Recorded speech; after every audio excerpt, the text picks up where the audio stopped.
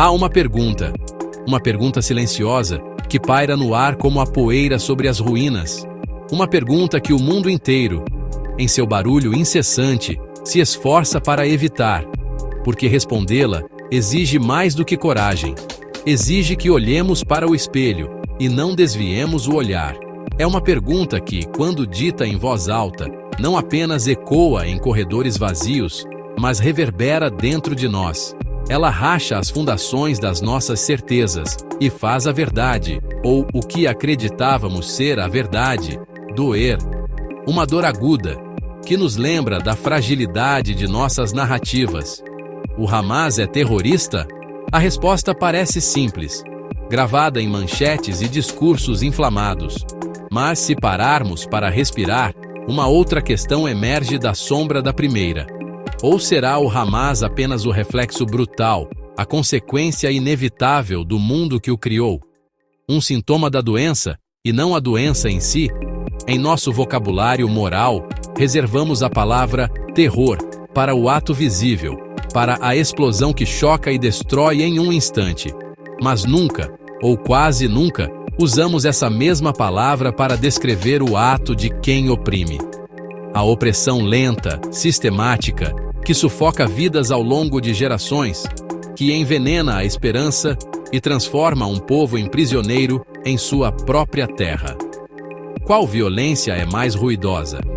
A que explode ou a que silencia? E a fronteira entre resistência e barbárie, entre um combatente da liberdade e um selvagem, onde ela é desenhada? Não é na areia com base em princípios universais. Essa linha é traçada com a tinta do poder, pela mão de quem controla os mapas, os microfones e os livros de história. É uma fronteira móvel, que se desloca para justificar o poder de quem a define. Por isso, o que chamamos de verdade é, muitas vezes, apenas o ponto de vista de quem venceu a guerra. É a história contada do topo da montanha, e não do fundo do vale. Mas a verdade completa, a verdade humana, não vive nos extremos. Ela respira nos espaços cinzentos, nas contradições, nas perguntas que temos medo de fazer. E é para esses espaços que precisamos olhar agora. A história moderna desta terra começa com um plano, traçado em papel distante. Em 1947, as Nações Unidas propuseram dividir a Palestina em 2 estados, um árabe, um judeu.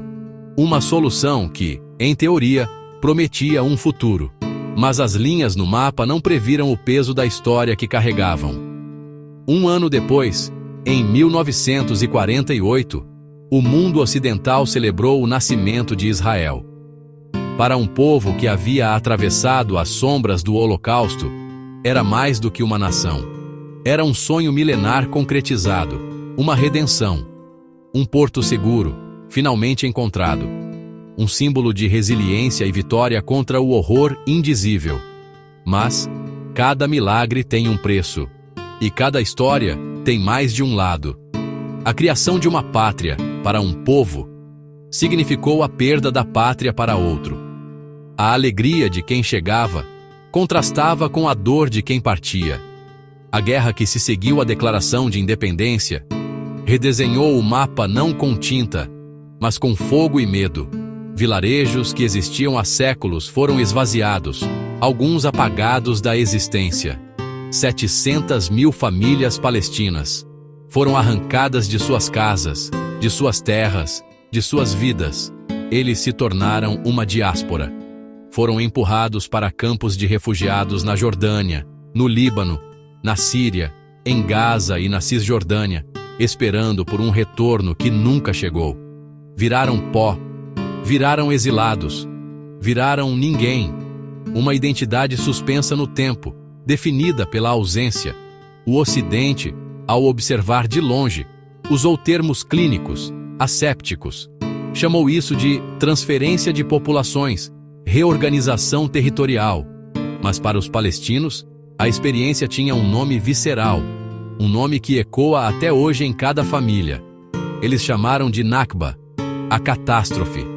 Não foi um evento único, mas o início de um processo contínuo de deslocamento e perda.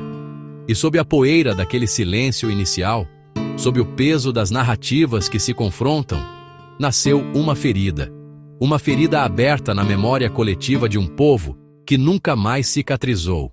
Para entender a raiz de um conflito, não basta olhar para mapas ou tratados. É preciso olhar para dentro da mente.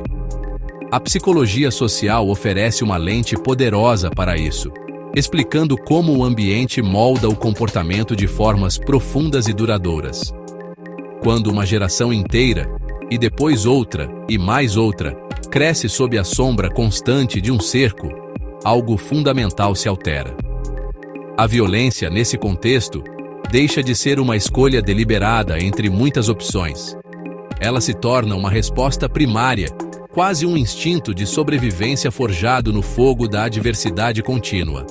O trauma coletivo é uma ferida que se recusa a cicatrizar. Ele não só destrói edifícios, ruas e infraestrutura. Sua devastação mais profunda é invisível. Ele destrói o senso de futuro.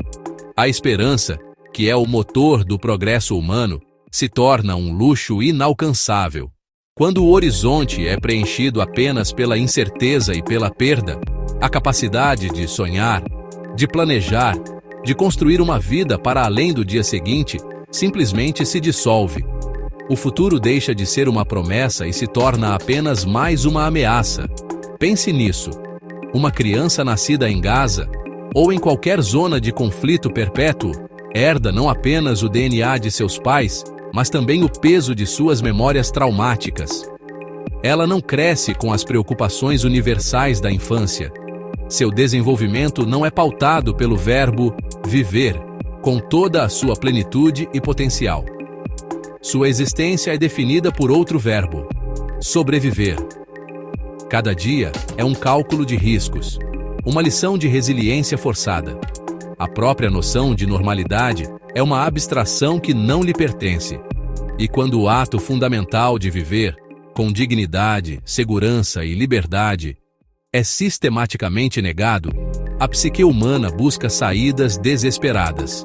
A morte, que para a maioria é o fim a ser evitado, pode ser ressignificada. Em um ambiente onde a vida é sinônimo de sofrimento e humilhação, o morrer pode se transformar em uma forma distorcida de agência, um último ato de protesto, uma maneira trágica de existir.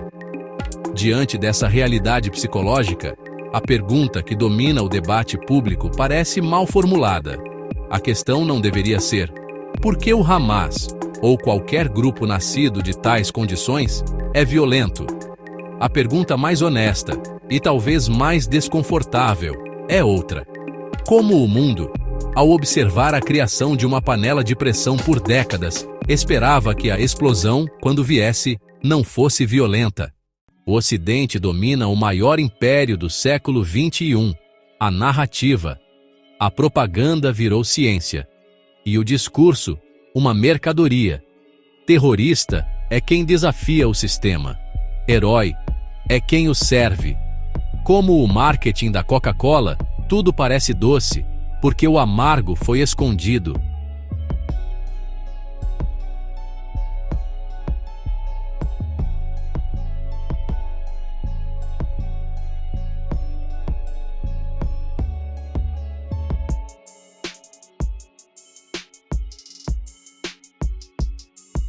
Mas o que é mais terrorista?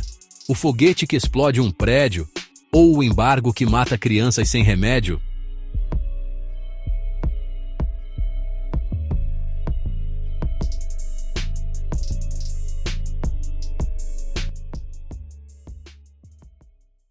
Israel nasceu do trauma, e o trauma, quando se torna política, cria o complexo do sobrevivente. Para não ser exterminado, eu devo dominar. Mas o medo, quando vira doutrina, transforma vítimas em opressores. O Hamas é o reflexo de Israel. Israel é o reflexo do Hamas. Um não existe sem o outro. Ambos são produtos da mesma dor, o mesmo espelho, partido, refletindo o mesmo medo, em lados opostos. Enquanto isso, a humanidade assiste. Com empatia seletiva. Choramos por uns e ignoramos outros. A ONU fala. A imprensa mascara. E o mundo civilizado segue indiferente. Talvez o verdadeiro terror não esteja em Gaza nem em Jerusalém, mas em nossa anestesia moral. Se um lado mata em nome da defesa e o outro mata em nome da libertação, quem está certo? A moral é uma ferramenta de poder, e quem define o terrorista define o que o mundo pode sentir. O Hamas é terrorista? Ou é apenas o sintoma da hipocrisia global? E nós? O que faríamos se tivéssemos nascido sob os mesmos escombros? Não existem respostas fáceis. A história, em sua essência, não tem heróis, apenas sobreviventes e feridas que o tempo, por si só, não cura. Talvez o que chamamos de terrorismo seja apenas o grito desesperado de quem foi silenciado por tempo demais.